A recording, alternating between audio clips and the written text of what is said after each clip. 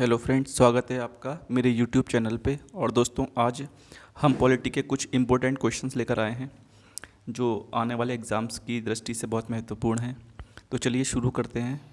पहला क्वेश्चन है कि B.R. अम्बेडकर और महात्मा गांधी के मध्य सन 1932 में हस्ताक्षरित पूना समझौते में क्या प्रावधान थे।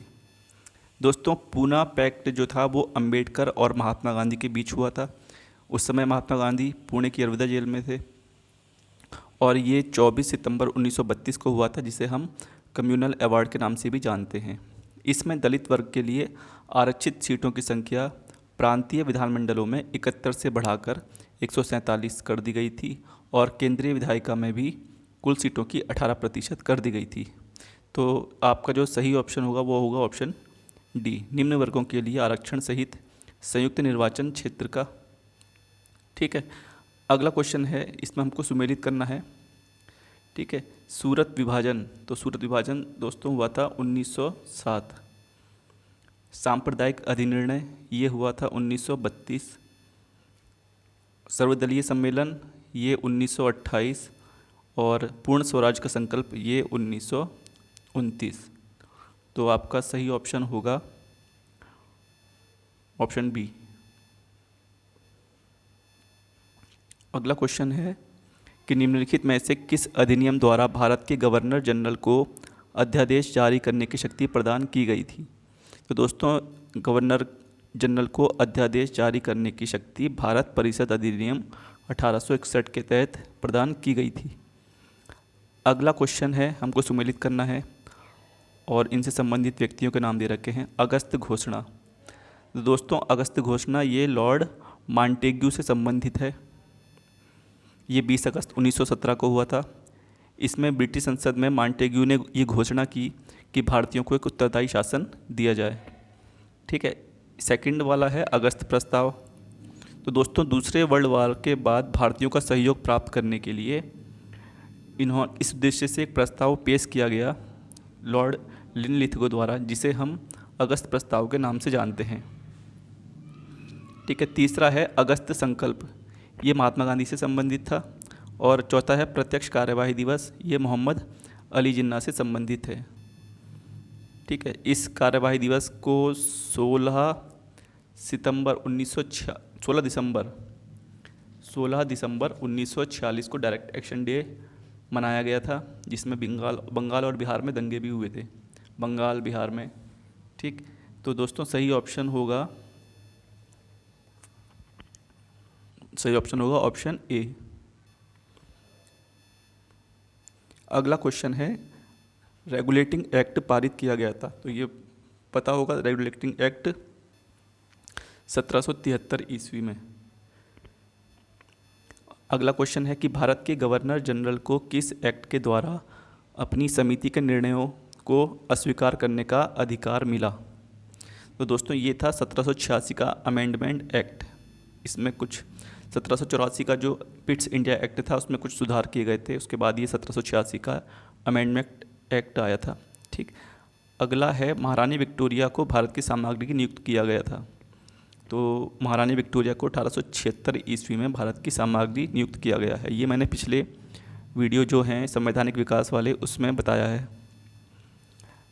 अगला क्वेश्चन है कि साम्राज्ञी विक्टोरिया ने 1858 की घोषणा में भारतीयों को बहुत सी चीज़ें दिए जाने का आश्वासन दिया था। निम्न आश्वासनों में से कौन सा ब्रिटिश शासन ने पूरा किया था।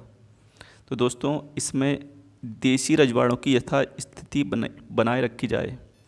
केवल ये ऑप्शन सही है, बाकी का ऑप्शन इन्होंने कोई पूरा नहीं किया था। ठीक है, अगला क्वेश्चन है कि माल्य मिंटो सुधार का उद्देश्य क्या था। तो दोस्तों, इसका एक ही सुधार था, एक ही उद्देश्य था, पृथक निर्वाचक प्रणाली। 1909 में ये हुआ था, है ना, जिसे हम माल्य मिंटो सुधार भी कहते हैं। और 1909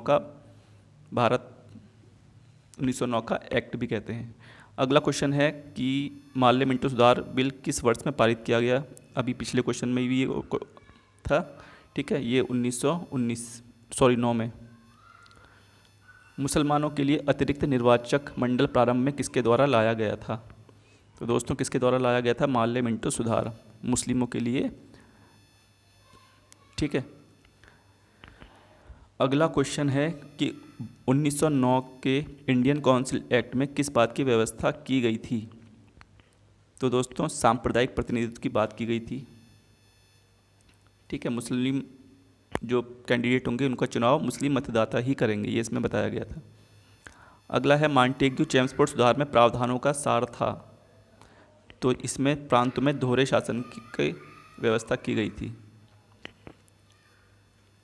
मॉन्टेग्यू चेम्सफोर्ड सुधार 1919 में हुआ था। 1940 का कैबिनेट मिशन 3 मंत्रियों में गठित था, निम्नलिखित में से कौन इसका सदस्य नहीं था।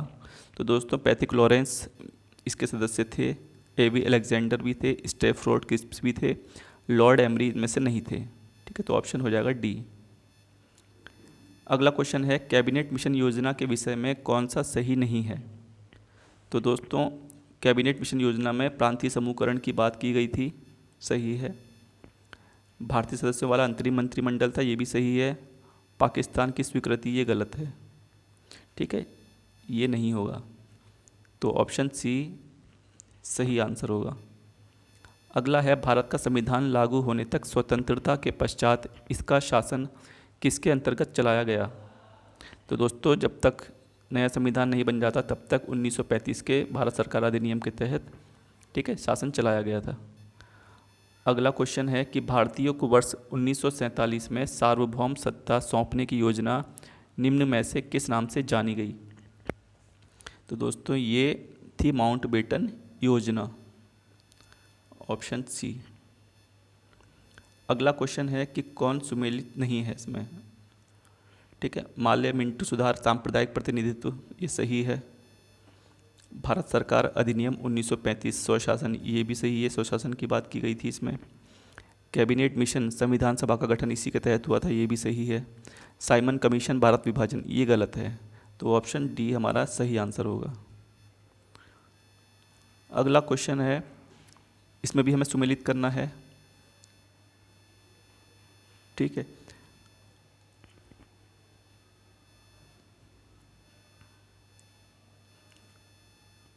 भारत सरकार अधिनियम 1919। तो दोस्तों भारत सरकार अधिनियम 1919 प्रांतों में द्वैत शासन, ये होगा इसका। भारत सरकार अधिनियम 1935 प्रांतीय स्वायत्तता, ठीक है। माल्य मिंटो सुधार 1909 सांप्रदायिक निर्वाचन, ये सही होगा। भारत परिषद अधिनियम 1861 सती प्रथा का अंत,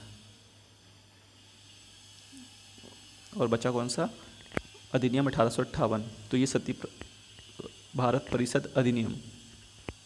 ठीक है, तो इसका जो ऑप्शन आंसर होगा वो होगा, अच्छा ई रह गया है, ई में क्या है, अधिनियम 1858, इसमें ब्रिटिश शासन शक्ति में आ गया था, है ना, तो इसका ऑप्शन होगा ये।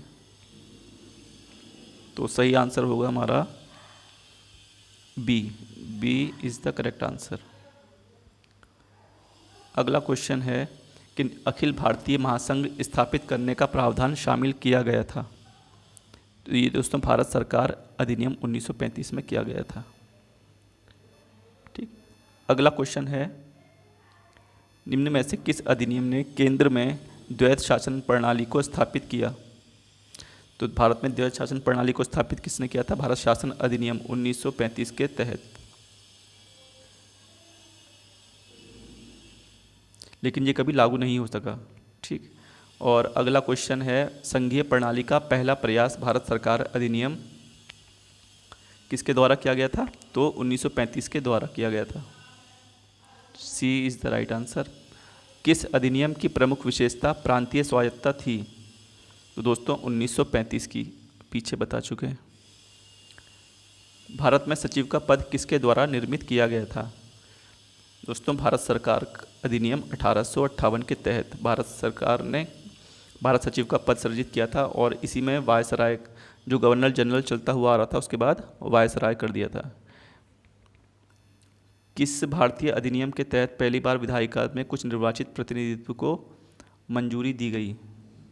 तो भारत सरकार अधिनियम 1909 के तहत।